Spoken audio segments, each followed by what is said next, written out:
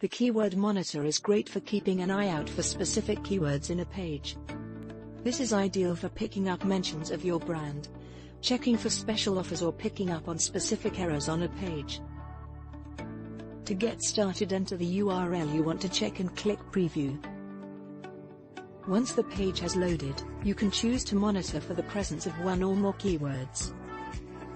Use the vertical pipe character to check for the presence of a keyword, and the presence of another. Alternatively, use a comma to check for the presence of any number of different keywords. Next, you can choose the frequency of the checks, your preferred notification channels, as well set custom start and end dates. Then click Start Monitoring to get started. Hexawatch will keep an eye on the page and will notify you when the keywords are detected.